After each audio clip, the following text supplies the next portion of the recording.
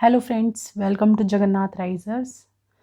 आज हम पढ़ने वाले हैं प्रॉपर्टीज़ ऑफ सुपरकंडक्टर। जैसे कि मैं आपको पहले भी समझा चुकी हूँ कि सुपरकंडक्टर मटेरियल्स कौन कौन से होते हैं, और इससे पहले लेक्चर में मैं डिफरेंट टाइप्स ऑफ सुपरकंडक्टर भी आपको एक्सप्लेन कर चुकी हूँ। आज का जो हमारा लेक्चर होने वाला है वो होने वाला है प्रॉपर्टीज़ ऑफ सुपरकंडक्टर।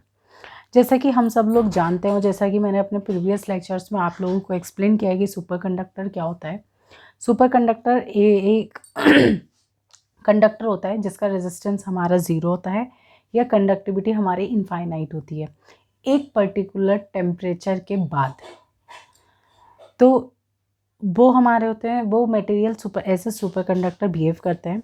तो उसकी जो पहली प्रॉपर्टी है वो यही है कि हमारा सुपरकंडक्टर मटेरियल्स का जो रेजिस्टेंस है वो ज़ीरो होता है और जो कंडक्टिविटी है वो इनफाइनाइट होती है। कंडक्टिविटी इनफाइनाइट का मतलब क्या है? पूरा का पूरा करंट हमारा पास हो जाता है।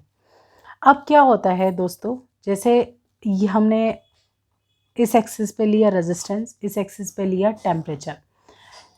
जैसे मैंने आपको अपने प्रीवियस लेक्चर में आपको बताया था कि अगर मरकरी पे जब कामलर ने एक्सपेरिमेंट किया था तो उन्होंने ये देखा था कि एक critical temperature that is 4.2 kelvin के बाद अगर हमने टेम्परेचर और डिक्रीज़ किया तो जो मरकरी है वो हमारा as a superconductor material behave करती है, और उससे पहले हमारा वो नॉर्मली बिहेव करती है। इसका मतलब अगर हम इस मरकरी का टेम्परेचर 4.2 केल्विन पर ले आएँ कैसे भी करके, तो जो हमारा ये है मरकरी, ये मेटल जो है ये हमारा as a superconductor metal behave करेगा। तो सबसे पहली प्रॉपर्टी इसकी यही है कि ये सुपरकंडक्टर मटेरियल की तरह बिहेव करेगा। दूसरी प्रॉपर्टी क्या होती है? अब सुपरकंडक्टर मटेरियल है एक हमारा, ये हमारा सुपरकंडक्टर मटेरियल है, इसमें हमने इम्प्योरिटीज़, प्योर मेटल है ये। तो जब हमारा ये प्योर मेटल है तो हमने देखा एक क्रिटिकल पॉइंट पर आकर ये एज अ सुपरकंडक्टर बिहेव कर रहा है। अब हमने इसमें इम्प्योरिटीज़ ऐड की, तो जो ये क्रिटिकल टेम्परेचर ये हमारा, सपोज़ पहले क्रिटिकल टेम्परेचर था 4.2 केल्विन, अब जो नया इम्प्योरिटी ऐड करने के बाद क्रिटिकल टेम्परेचर क्या हो जाएगा?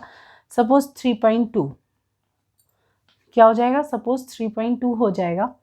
और जो हमारी सुपरकंडक्टर मटेरियल है वो हमारा ये ग्राफ इधर शिफ्ट हो जाएगा, हमारा क्रिटिकल पॉइंट 3.2 हो गया।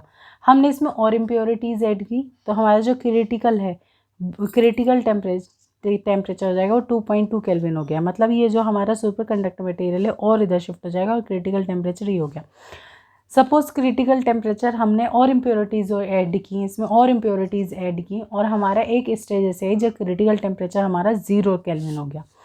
हमारा ये ग्राफ है, यहाँ पे रेजिस्टिविटी है, यहाँ पे टेम्परेचर है। तो हमारा मेटल जो है वो ऐसे बिहेव करेगा, मतलब ये हमारा सुपरकंडक्टर की तरह बिहेव नहीं करेगा। इससे हम आपको बोल सकते हैं कि यहाँ पे कुछ ना कुछ रेजिस्टिविटी बची रहेगी।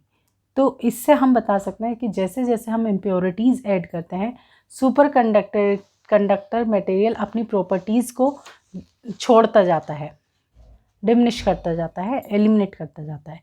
इसलिए हम कोशिश ये करते हैं कि सुपरकंडक्टर मटेरियल में प्रॉपर्टीज़ कम से कम हमारी प्रॉपर्टीज़ शो हों। तीसरा हमारा पॉइंट है effect of temperature and stress.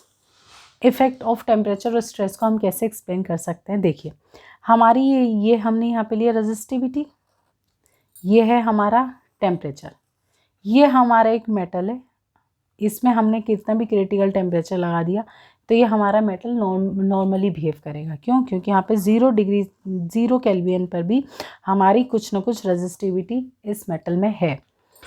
अब हमने प्रेशर इस पर अप्लाई किया तो जो, और टेम्परेचर हमने मेंटेन किया, तो जो हमारा प्रॉपर्टी है ये ऐसे शिफ्ट हो जाएगी, ये हमारा क्रिटिकल टेम्परेचर हो जाएगा और प्रेशर के साथ साथ हमारा जो मेटल है वो as a superconductor material behave करेगा और क्रिटिकल पॉइंट भी कम हो जाएगा। तो हम बोल सकते हैं कि प्रेशर और स्ट्रेस में आके किसी भी मटेरियल की सुपरकंडक्टिविटी इंक्रीज हो जाती है।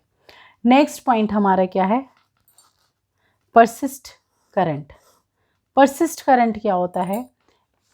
The constant flow of current in any superconductor ring without any potential applied is called persistent current. जैसे हमारी ये रिंग है, मैंने आपको अपने कल वाले लेक्चर में भी बताया था, एक रिंग है, इसमें करंट फ्लो होता रहेगा अगर ये सुपरकंडक्टर रिंग है।